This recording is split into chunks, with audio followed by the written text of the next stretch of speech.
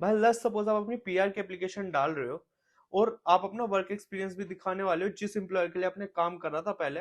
But अब आपका scenario क्या है भाई, जिस एम्प्लॉयर के लिए आपने काम करा था या तो वो कंपनी बंद हो गई है या एचआर चला गया है।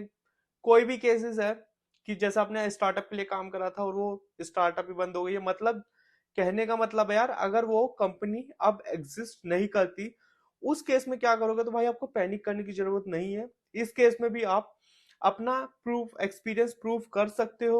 तो इस वीडियो में मैं वही बताने वाला हूँ कि भाई अगर आपका एम्प्लॉयर इस कंडीशन में कि उसे कोई भी ट्रेस नहीं कर सकता है कि वो कंपनी बंद हो गई है, तो भाई आईआरसीसी भी कहेगा कि भाई ये तो कंपनी ही नहीं है कोई। तो उस केस में भाई आपको क्या डॉक्यूमेंट्स डालने हैं, क्या लेटर ऑफ एक्सप्लेनेशन डालना है, वो मैं आपको डिटेल में बताने वाला हूँ। लेटर ऑफ एक्सप्लेनेशन दिखाने वाला हूँ, वो डॉक्यूमेंट्स बताऊंगा जो आईआरसीसी को रियली चाहिए।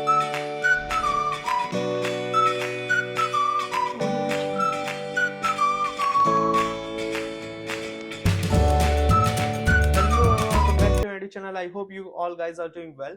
तो पुरानी वीडियोस में हम ये ऑलरेडी डिस्कस कर चुके हैं कि भाई अगर आपका like let's suppose employer reference letter नहीं दे रहा है आपके पीआर के लिए, या उन्होंने रेफरेंस लेटर दिया है और उसमें आपकी जॉब्स की रोल्स एंड रिस्पॉन्सिबिलिटी मिसिंग है, या फिर आपका जो जॉब थी वो आप किसी एम्प्लॉयर के लिए काम नहीं करते थे, फ्रीलांसिंग करते थे या सेल्फ एम्प्लॉयड थे, उस केस में आप क्या लेटर ऑफ एक्सप्लेनेशन डालोगे। अगर आपका वैसा कोई सिनेरियो हो तो आप जाकर मेरी पुरानी वीडियोस चेकआउट कर सकते हो। सो इस वीडियो में बताने वाला हूँ भाई कि अगर आप कनाडा के पीआर के लिए अप्लाई करने वाले हो और उसमें जो आप वर्क कंपनी दिखाने वाले थे जिसके लिए आपने पास्ट में वर्क करा था, अब वो कंपनी बंद हो चुकी है। लेट्स सपोज वो स्टार्टअप थी, फेल हो गया, या किसी भी वजह से वो कंपनी बंद हो चुकी है, तो अब वो कंपनी एग्जिस्ट नहीं करती है, तो भाई प्रोफेशनली आप आईआरसीसी को ये कैसे दिखाओगे कि आपने उस कंपनी के लिए काम करा था, जिससे वो आपको वर्क एक्सपीरियंस काउंट हो जाए और आपकी एप्लीकेशन भी रिजेक्ट ना हो। तो भाई मैं आपको यहाँ पर रियल लाइफ एग्जांपल बताने वाला हूँ जो किसी के साथ हो चुका है और उसका ही लेटर ऑफ एक्सप्लेनेशन दिखाने वाला हूँ। तो इसमें यार आपको 5 चीजें क्या करनी है भाई, मैं आपको सबसे पहले वो बता देता हूँ। सबसे पहले तो यार उसके बाद भी आपको पता है अगर आपकी कंपनी बंद है वैसे कुछ सिनेरियो है, आपको डॉक्यूमेंट करने हैं सारे ईमेल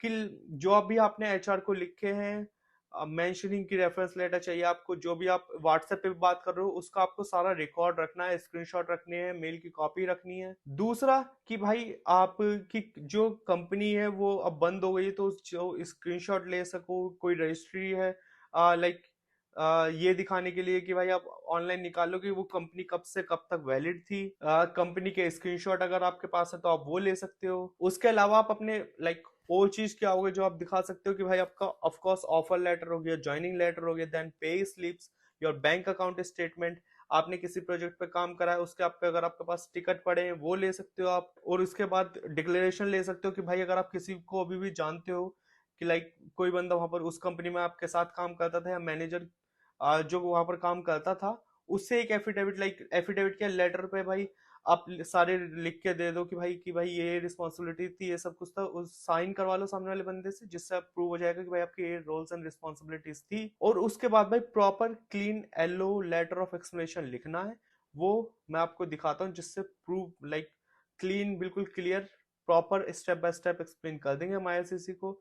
तो बिना किसी देर करे चलते हैं अपनी कंप्यूटर स्क्रीन पे। तो भाई ये हो गया हमारा लेटर ऑफ एक्सप्लेनेशन। डेट जिस दिन आप लिख रहे हो आज की डेट, किसे लिख रहे हैं, आईआरसीसी ऑफिसर को लिख रहे हैं। सब्जेक्ट क्या है कि भाई letter of explanation employment verification के लिए कि जिस एम्प्लॉयमेंट के लिए मैंने काम करा था बट अब भाई वो या तो एम्प्लॉय कंपनी बंद हो चुकी है या वो अनवेरिफाइबल है, कुछ भी सिनेरियो है। सो डियर आईआरसीसी ऑफिसर, मैं आपको यहाँ पर एक एग्जांपल के साथ बता रहा हूँ। ऑफ कोर्स आप अपने इसमें सारी चीज रिप्लेस करोगे according to your situation, according to the name, dates and everything. मैं आपको इसमें एक रियल एग्जांपल के साथ बता रहा हूँ जिससे आपको बेटर क्लियर हो सके, instead of just saying name put your company. That is because self explanatory हो जाएगा वो चीज यहाँ पर कि भाई मैं लेटर ऑफ एक्सप्लेनेशन लिख रहा हूँ ये क्लियरिफाई करने के लिए कि जो मेरी इंप्लॉयमेंट थी इस कंपनी के साथ जहां पर मैंने इस पोजीशन पे काम करा था इस डेट से इस डेट के लिए। अब मैं पहले आईसीसी को बता रहा हूँ भाई क्लियरली शॉर्ट में कि हुआ क्या है, सिचुएशन क्या है भाई इस टाइम पे।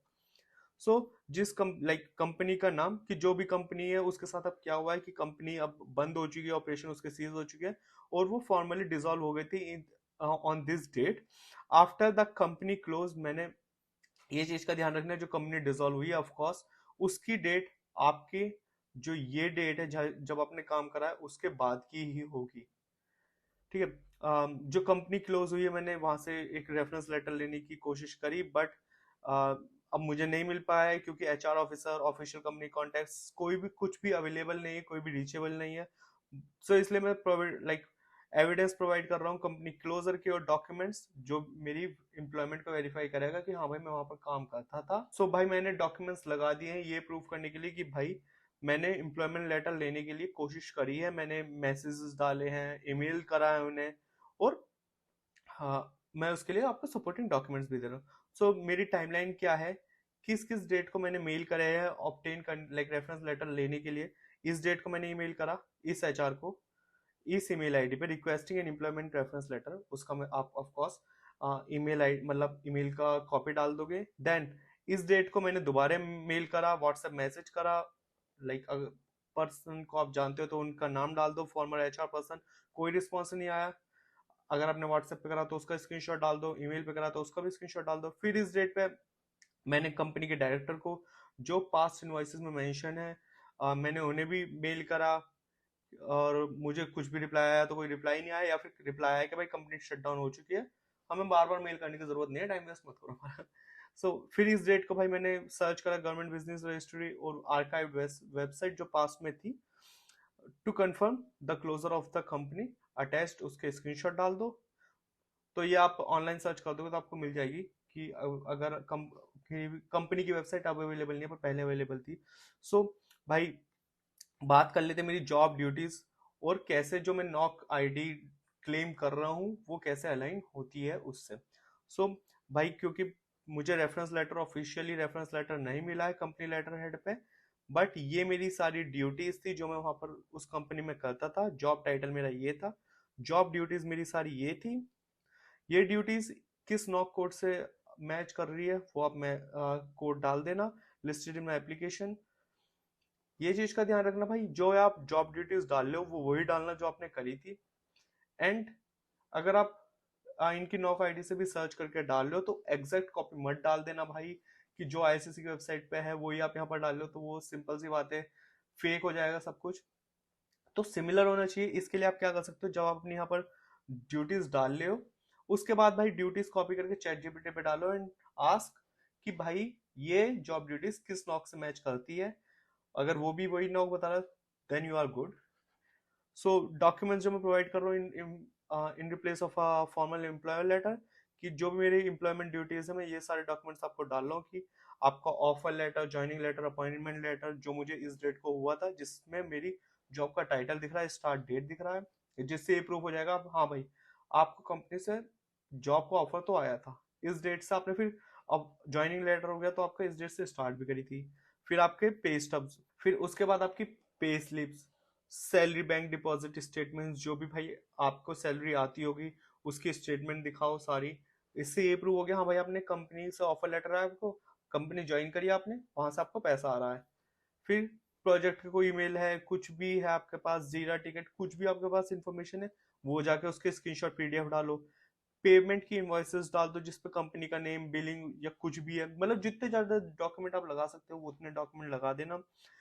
एफिडेविट, अगर आपका भाई किसी कोवर्कर को जानते हो, लीड को जानते हो, किसी भाई अब ऑफ कोर्स आपके वो किसी और कंपनी में काम कर रहे होंगे, बट अगर आपकी उनसे अच्छी जान पहचान है तो भाई वो आपको लिख देंगे, उसमें आप अपनी रोल्स एंड रिस्पॉन्सिबिलिटी लिखवा के है कि भाई आपकी ये पोजीशन थी, ये रोल्स एंड रिस्पॉन्सिबिलिटी, उनसे साइन ले लेना तो उससे डिक्लेयर हो जाएगा भाई हाँ ये बंदा काम करता था और अब इसकी रोल्स एंड रिस्पॉन्सिबिलिटीज भी इस नॉक से मैच करती हैं।